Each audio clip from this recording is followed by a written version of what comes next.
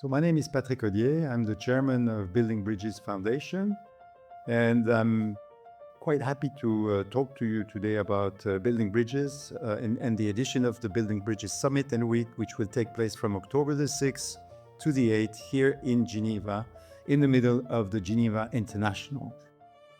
But before we talk about the content of this year's edition, let me perhaps set the stage in which we find ourselves.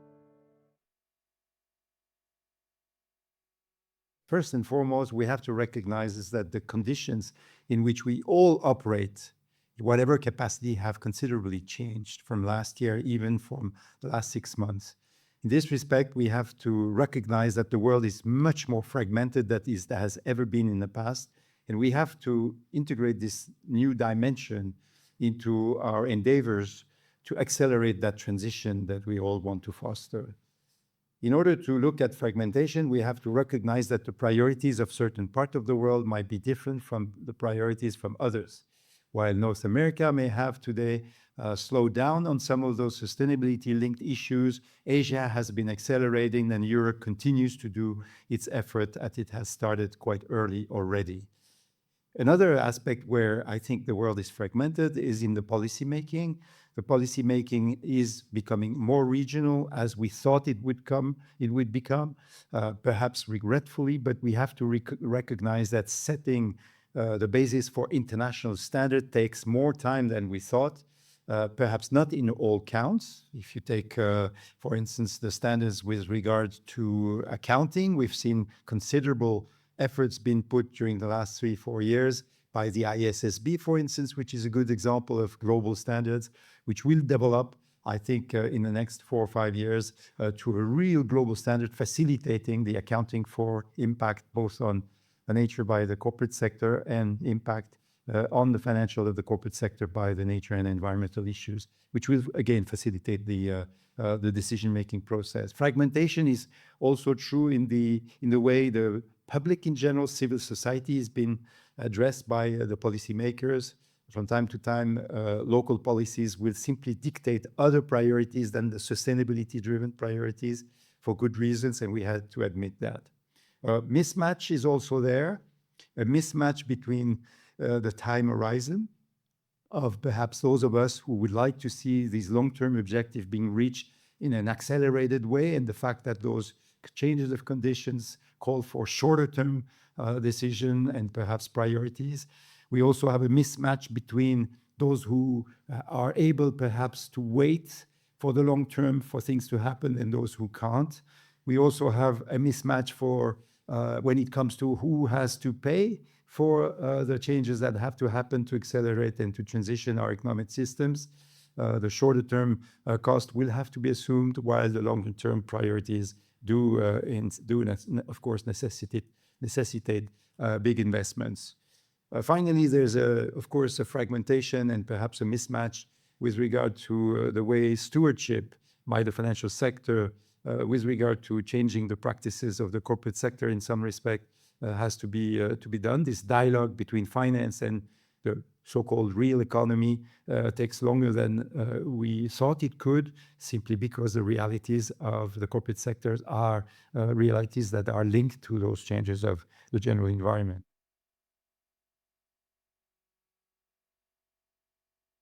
The acceleration of the transition is uneven. This is a fact. We have to admit it, but we also have to contribute to make it as even as possible where we are lagging. Electrification is a great example where this uneven development is taking place, but we all know that electrification will be the name of the game for all societies, all regions of the world. We have to make sure that technology, for instance, but also infrastructure are being geared towards that objectives as well as we can, and that, for instance, the capital markets, but also the investors community do address these issues with priorities. Adaptation is a new word in the discussions about sustainability, while until here we have recognized that we should, of course, mitigate as well as we can the damages that were occurring because of changes in the environment and the climate in general conditions. But today we have to admit that while we should still continue to mitigate some of those damages, much has to be done to adapt to a reality that will be long-lasting, unfortunately, because solutions are not necessarily all on hand here. So adaptation to make the society and make the systems more resilient, whether the health system, whether the transportation system, whether the energy system, whether any systems, actually the food system, we will have to make them more resilient. And this will be both a challenge, but also a fantastic opportunity for policymakers, for corporate sector, but also for investors. Finally, we have to make sure that investment and lending, i.e. the capital availability, is agile enough or will be provided with enough agility so that these challenges can be addressed. The resources and resilience will need other grids of analytics to make sure that capital is being geared towards the right directions, and we have to contribute to that discussion. We will, I think, during the program of this year's Building Bridges, address those issues. Energy transition still call for a lot of capital availability. I think the immense need for energy is simply second to none today, and we do not see the end of it. So investments in this respect will be critical, and we have to make sure there is enough. And finally, the bioeconomy itself is becoming a source of great solutions. We still have to determine what will be the priorities, but capital has to be made available for that.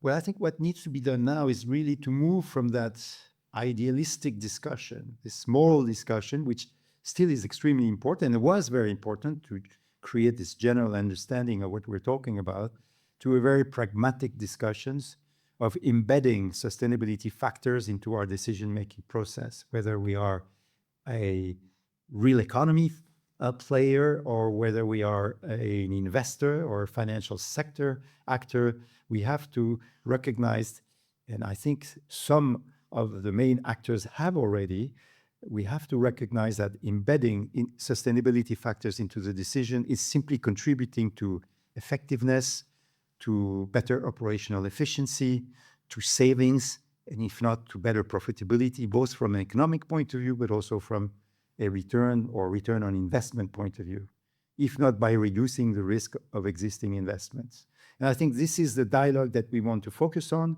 We want to have an important part made to the asset owners community that own the capital that has to be allocated in these directions, whether the banking sector in itself by lending, or whether the investors, the foundations, the family offices, the pension funds, etc. All asset owners will have a say in allocating this capital, and we have to hear these voices even better today than ever. And that's why the Building Bridges edition of 2026 will be in particular insisting on having these voices being expressed both in public but also in private roundtables that will be taking places during the week in October. We will be hosting as well the Asset Owners Alliance, a General Assembly, which is a great opportunity to mix again the communities of building bridges in general with this specific community, and we hope that this dialogue will contribute to addressing these priorities that we were mentioning before. Investment case being made, we also have to make sure that the role of finance in general will continue to be this lever that it has been until here, but even take more forceful action to make sure that the innovative finance solutions, the blended finance schemes, the impact investment measurement capacity will be developed swiftly enough so that we can confirm that not only investing and lending is important, but that it has impact, and this impact is going in the right direction for the transition to be achieved as fast as possible. Finally, we have to go back to that long-term thinking and again address this apparent paradoxical situation where most of what has to be done is short-term driven, whether the policies that are being taken or put in place today, or the corrections to the measures that were not taken in the past, or perhaps the mitigation that has to be taking places, or perhaps the shift towards resilience measures. All these have to do with this combination of a longer-term objective in mind, but also the short-term measures that have to be taken. So moving from a moral discussions to a pragmatic economic and financial discussions, point number one, trying to address the role of finance by having innovative finance solutions being put at the forefront of the discussions, but also realistically, i.e. making sure that investors ask for it and that the demand side is being encouraged to ask for it. And finally, that the long-term thinking is not considered as being a contradiction to shorter-term types of priority that have to be addressed by the constituencies that are those of the Building Bridges community.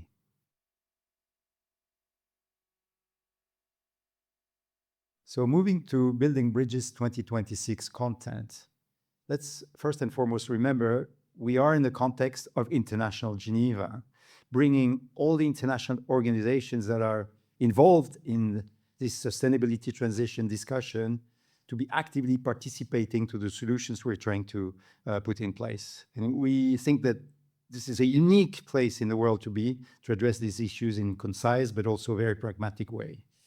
So we will address the critical issues, including those that pertain to not only the Western world, but also to the new frontier countries and the emerging world. In particular, we will address what Building Bridges is trying to do for a few years, the Africa priorities, not only in terms of solutions to be brought there, but also in terms of solutions that the African continent can bring to us by having, for instance, developed very interesting and innovative solutions in very specific systems themselves.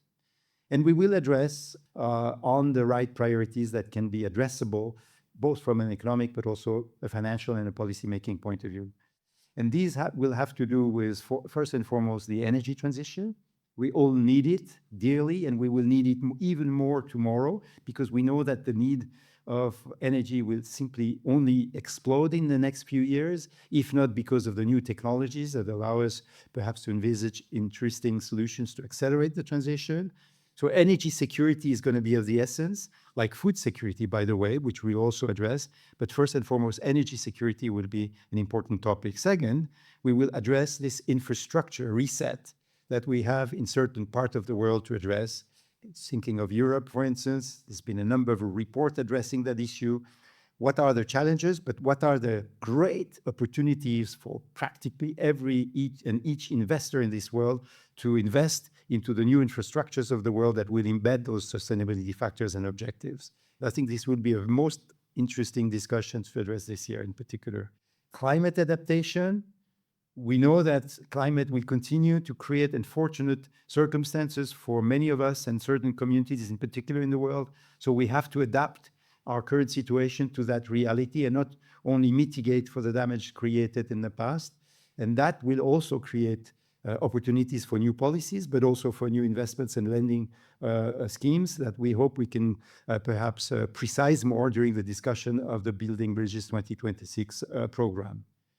Last but not least in this respect, the role of AI. The role of AI will be critical for all of us, we know, but let's try to be as precise as we can. Where do we expect AI to be most useful to accelerate that transition? Is this in the data development that we don't have yet?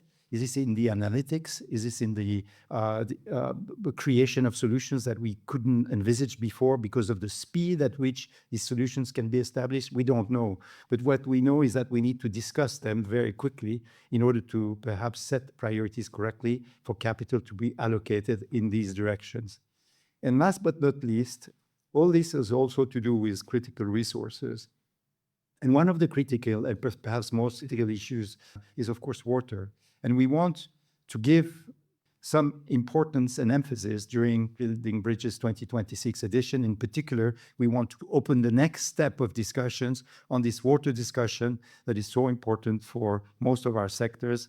And you will see by looking at the Building Bridges site how rich this program of this year's edition is and how the combination of all those themes can address perhaps other priorities than the ones I've mentioned, but will all have to do with focusing on actionable solutions, actionable decisions, and perhaps also on innovative decisions. So please go and register for Building Bridges 2026.